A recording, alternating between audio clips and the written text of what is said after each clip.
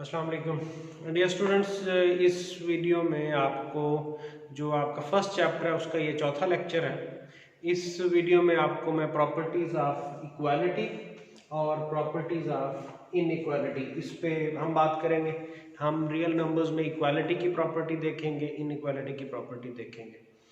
जो एक चीज़ आपको जल्दी जल्दी एडजस्ट करनी है वो ये कि हम इस चैप्टर में नोटेशंस को समझ रहे हैं।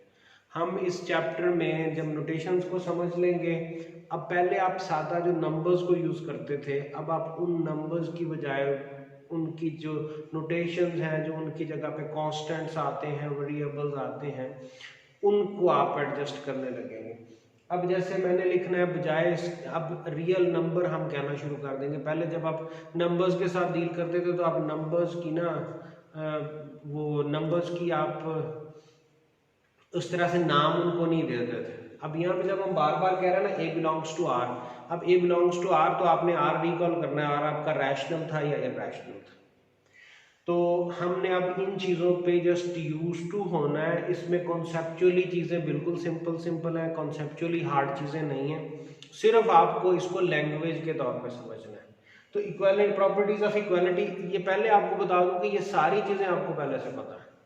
अब हमने करना क्या, इन चीज़ों के नाम रख लेने इनके, और इनके लिए नोटेशन इस्तेमाल कर लेनी। फॉर एग्जांपल ये इक्वालिटी, इसको हम जी इक्वल को इसी तरह से आप हमेशा से डिनोट करते हैं। रिफ्लेक्सिव प्रॉपर्टी हम कहना शुरू कर देंगे। हर नंबर जो ए आप लेंगे, हर नंबर अपने बराबर होता है। हर नंबर का जो अपने बराबर होना है इसको हम रिफ्लेक्सिव प्रॉपर्टी बोलेंगे। इसको हम पढ़ेंगे क्या, for all a in R a is equal to a. For all हर जगह पे यूज होगा। सिमेट्रिक प्रॉपर्टी, अब पहले यहाँ पे आप एक ही नंबर लेके उसको अपने बराबर प्रूव कर रहे हैं, यहाँ पे दो नंबर ले रहे हैं। For all A B in R you take any two real numbers, A is equal to B. अब ए अगर बी के बराबर है तो इसका मतलब क्या है, बी ए के बराबर है। ए बी के बराबर, तो उससे दिस इंप्लाइज, अब उर्दू में मैं इसको बोलूँ तो इसका कहूँगा जिसका मतलब ये है, और अदरवाइज कहूँगा this implies a equal to b implies b equals to a. तो मैं इन द इसको इंप्लाइज बोलूँगा। Transitive property, now you take three numbers a B c, तीनों रियल नंबर्स हैं। a is equal to b, b is equal to c, and this implies that a is equal to c. This is transitive property. Additive property क्या है, for all a b c in r you take three real numbers, a is equal to b, and this implies a equals to b implies that a plus c is equal to b plus c. So this implies, so that means कि आपने a और b अगर बराबर है, so if you add c on both sides the number will be equal. वो आपको एक habit दी जाती है कि आपने दोनों साइडों पे सेम नंबर ऐड करना है, तो जो आप राइट पे करेंगे लेफ्ट पे करेंगे वही करेंगे। so we call that the additive property. Multiplicative property, for all a b c in r, that means you take three real numbers, a is equal to b implies ac is equal to bc.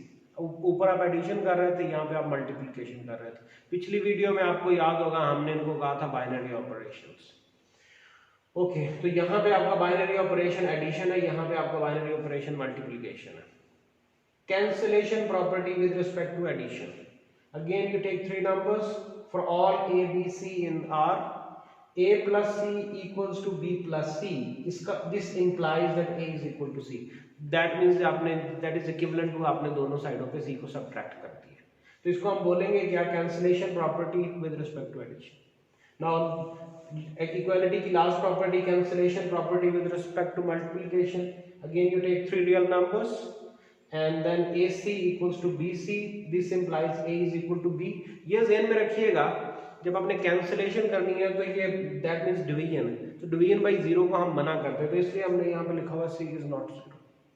तो ये आपकी, ये यूं आपके पास सात जो properties हैं equality की वो हमने डिस्कस कर ली। ये जस्ट इनके नाम है, आप प्रैक्टिस से ये सारी चीज़ें क्लियर हो जाएंगी। आपने जिस चीज़ पे फोकस करना है वो जो नोटेशन है उसके यूजेज पे आपने उसको समझने की कोशिश करनी है।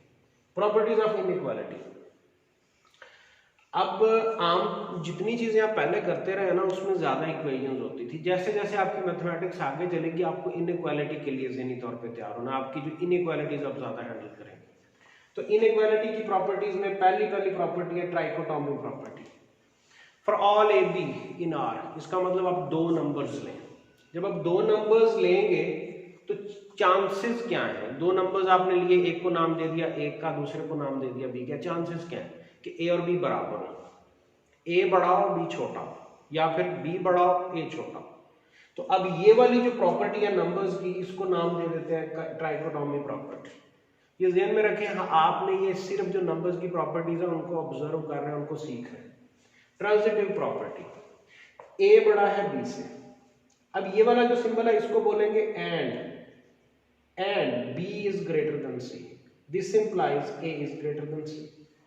ए बड़ा है बी से और बी बड़ा है सी से, इसका मतलब है ए बड़ा है सी से। इसी तरह से अब इनइक्वालिटी की सिंबल चेंज कर दूंगा, a is less than b and b is less than c. This implies a is less than c.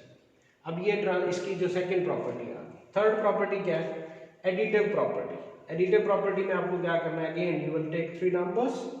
अब इसमें हम देखते हैं जी, a is greater than b and you do what, आप एक नंबर सी लेते हैं, दोनों साइडों पे ऐड कर देते हैं।